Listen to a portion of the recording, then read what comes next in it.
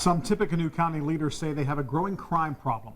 They report that at least 46 gangs have moved into the area, causing an increase in vandalism and crime. Now, the county received thousands of dollars from the federal government to fight that problem. So 13 Investigates wanted to know how that money was used and if it made a difference keeping our communities safe. Well, when our Night View reporter Sandra Chapman began asking questions, she found the problem may be mostly on paper and not everyone is buying in. At the Tippecanoe County Jail, deputies are tracking gang membership. In many cases, it's etched on skin. I see tattoos, I see hand signs, I see graffiti. Deputy Devin Castell is in charge of documenting every gang symbol and affiliation that passes through the door. They're not afraid to admit their affiliation to anybody. At last count, more than 46 different criminal gangs identified among jail inmates, arrested for petty misdemeanor crimes and some serious violent felonies. For us, it's a concern. Having one gang member is a concern. A concern for Lafayette's police chief. Hang on. But not Alice Williams. She and her kids play in Columbian Park, but don't worry much about gangs or safety. When we do the everyday, pay attention to them and watch your surroundings, but I don't see anything out of the ordinary. Nearby streets are quiet now, but last year some neighbors grew concerned about gangs after a fight involving 20 teenagers. I installed a camera. Lifelong resident James Stanifer is taking extra safety measures. Are you concerned about gangs in your community?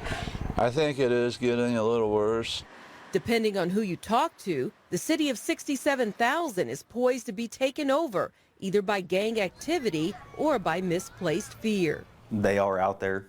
They are here in our communities, you know, living right next door to you. The largest gang presence would be Gangster Disciples. The second largest type of criminal gang that we have documented in Tippecanoe County involve white supremacists. More times than not, the admitted gang members are facing no gang-related charges.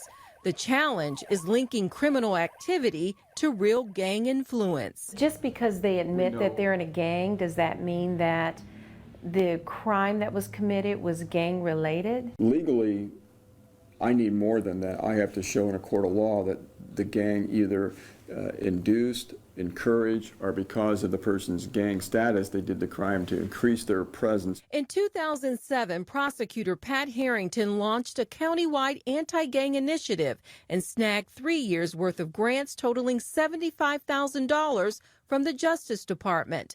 What he told the government about the county was shocking. Tippecanoe County, Indiana has experienced a dramatic escalation in gang-related activity and gang-related crime.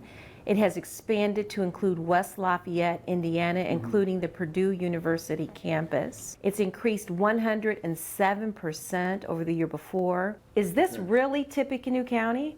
Yes, it is. We've had a number of shootings, drive-by shootings, and shootings in parks. According to Harrington's application, Purdue University has a gang problem too. Does Purdue know it has a gang problem? Normally the Purdue students are victims. In 2009, Purdue University's police chief sent a letter in support of Harrington's anti-gang plan. But in a statement to 13 Investigates, a spokesman says, "We are seeing no gang activity here in West Lafayette." 13 Investigates asked Lafayette's chief about how his city was characterized in the grant application. Gang violence among youth has resulted in multiple serious batteries, stabbings, and attempted shootings.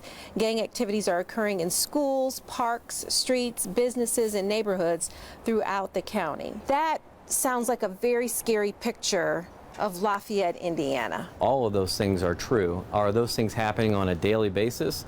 No. Instead, Chief Flannelly said that description is a condensed version of incidents over the last 6 years. In fact, 13 Investigates obtained data from the Lafayette Police Department showing minimal gang-related incidents for 2007 and each year following. If we have one gang, that's one too many in my book.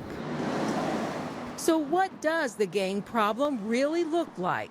Well, if Chicago's a 10, then, you know, just off the top of my head, I would say that we're probably a 3 or a 4. Residents like James Stanifer are more concerned about crime in general and don't believe evidence of gangs is an open and shut case. I would like to see some more officers on the street, but for the most part, I think it's under control. The $75,000 in grant money was used to hire a Project Safe Neighborhood coordinator in the prosecutor's office. Harrington says the money also provided training for police and landlords. The Justice Department cut off the grants in 2012, and last year Prosecutor Harrington also pulled back from the anti-gang campaign, saying he needed more community support. He notes there is a lot of pressure for communities to admit a gang problem exists. Sandra Chapman, Channel 13 Eyewitness News.